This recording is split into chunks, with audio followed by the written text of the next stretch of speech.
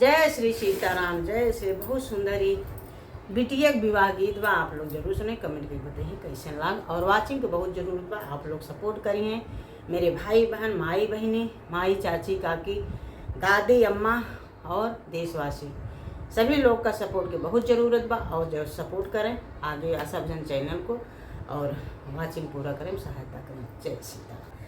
हरे हरे बसेवा कटैया हो जनक बाबा, हरे हरे बसेवा कटैया हो जनक बाबा, ऊंचे ऊंचे माड़ौ छवैया हो जनक बाबा, ऊंचे ऊंचे माड़ौ छवैया हो जनक बाबा।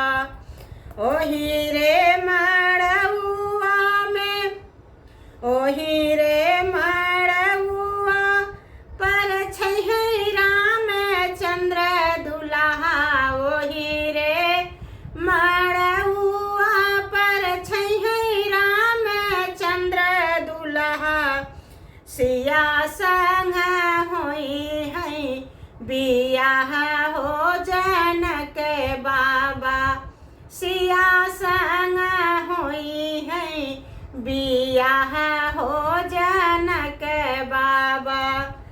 ओही रे मड़उआ पर छै राम चंद्र दुल्हा, ओही रे मड़उआ पर छै राम चंद्र दुल्हा, सिया संग होई है बियाह हो जनक बाबा, सिया संग होई है बियाह हो जनक बाबा।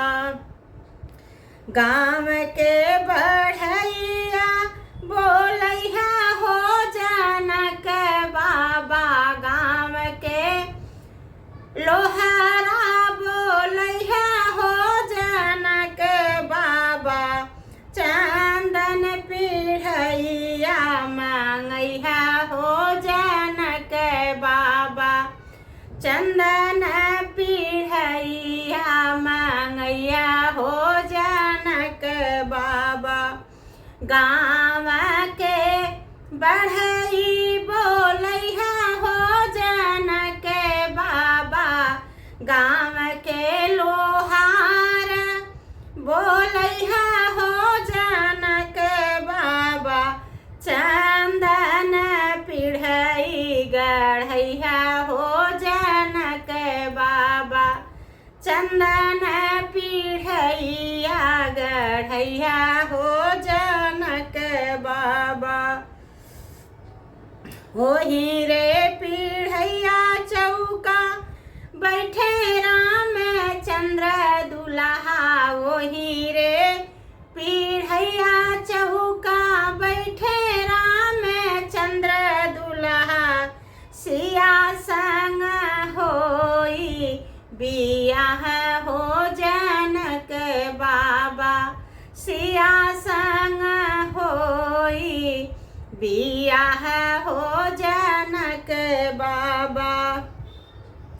कोहरा से कलसा मांगैया हो जनक बाबा, कोहरा घर से कलसा मांगैया हो जनक बाबा, बीच मड़वा बीच रे मड़वा रखैया हो जनक बाबा, बीच ही मड़वा रखैया हो जनक बाबा।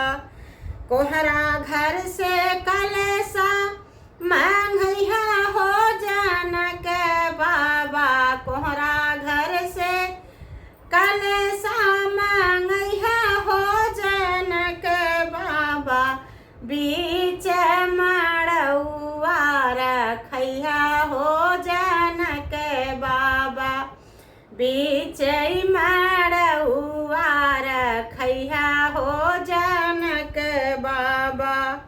ओही रे ओही रे कलशा तर बैठे रामचंद्र दुल्हा। ओही रे कलशा तर बैठे रामचंद्र दुल्हा। सिया संग होई बियाह हो जनक बाबा। सिया संग होई बियाह हो जनक बाबा। सिया संग होई बियाह हो जनक बाबा।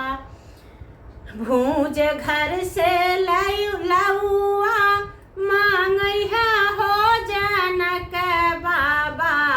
भूज घर से लौआ मांगैहा हो जनक बाबा। अरे लौआ पर छी हैं भैया हो जनक बाबा। लौआ पर छी हैं भैया हो जनक बाबा। हरे हरे बस